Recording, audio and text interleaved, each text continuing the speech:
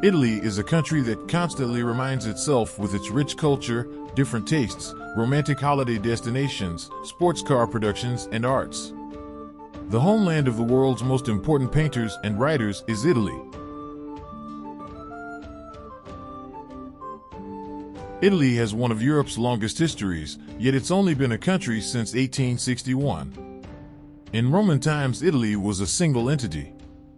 It then divided into a collection of sovereign states and remained that way until 1861.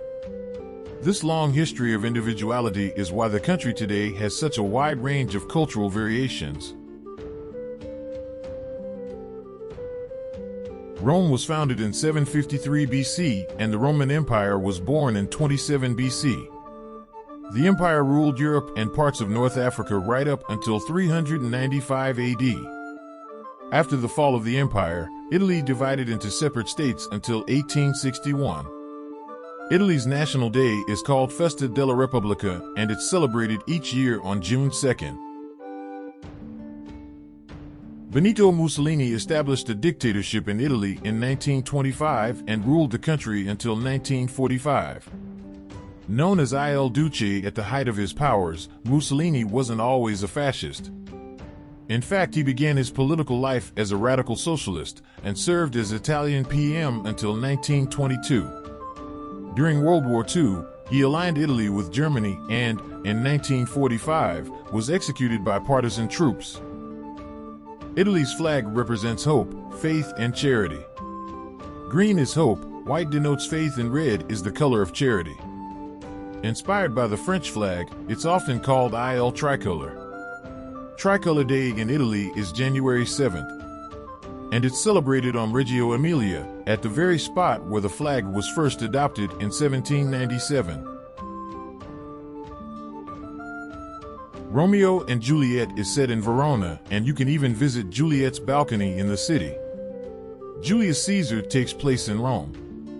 Both Othello and The Merchant of Venice are set in Venice. And Much Ado About Nothing is based in Messina. Although Shakespeare is surprisingly accurate about Italy, there's no proof he ever visited the country. Don't be like the bard and miss out. Read our guide to where to stay in Venice.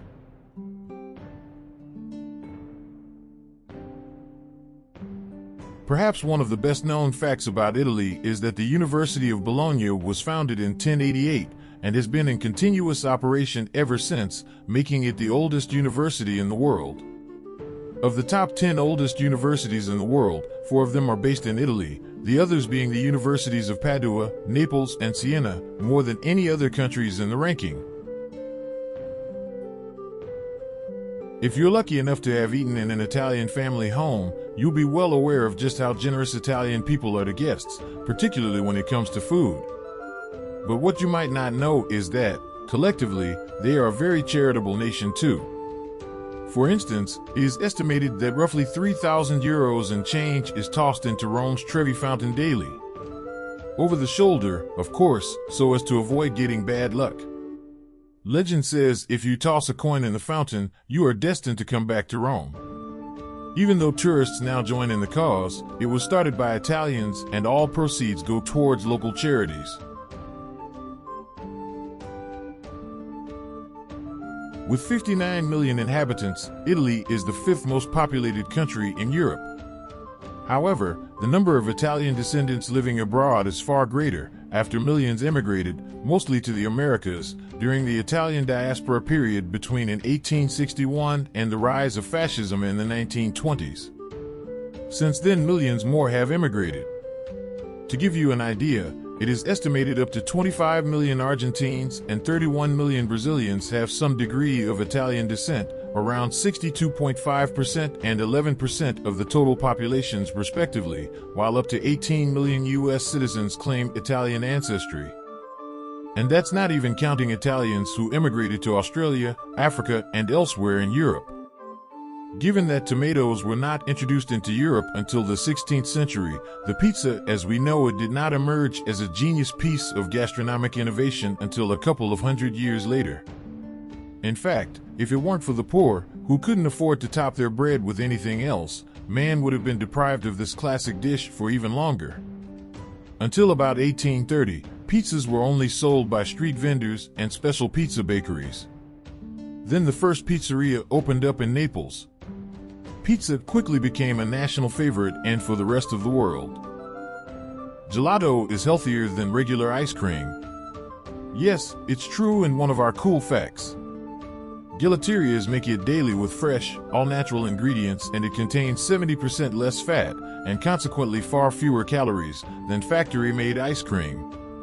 There's also much less air in gelato, which makes the flavor more intense. Maybe that's why Italians are so slim. Interestingly, gelato is also the only Italian product whose market share of artisanal versus industrial is greater than 55%. Italy's most famous dessert, at least abroad, the delectable tiramisu, was born in 1971 in La Beccherie restaurant in the Venetian town of Treviso.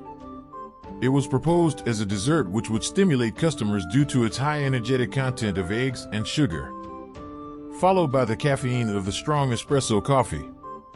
Thus, the name tiramisu, meaning pick-me-up in English, was coined. We already knew Italy is a smoking hot country, but did you know Italy is a hotspot for volcanic activity? All three of Europe's active volcanoes, including Etna, Vesuvius, and Stromboli. Mount Etna is located on the island of Sicily. It last erupted in 2018, but you can see a plume of white steam rising from the peak. Mount Stromboli is currently active, although it's located on its own island off the coast of Sicily. Meanwhile, the notorious Mount Vesuvius is located in Naples and hasn't erupted since 1944 when it caused major destruction. The volcano is also responsible for one of the most catastrophic eruptions in history in 79 BC. You can still see the destruction caused by the volcano in the ancient city of Pompeii.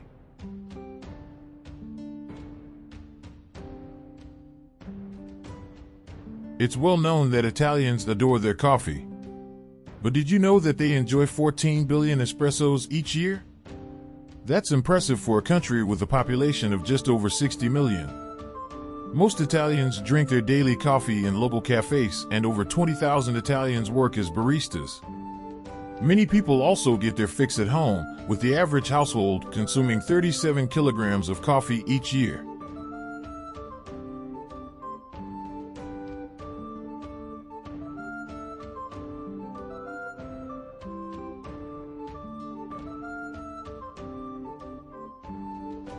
We have come to the end of today's video. If you liked the video, don't forget to subscribe and like.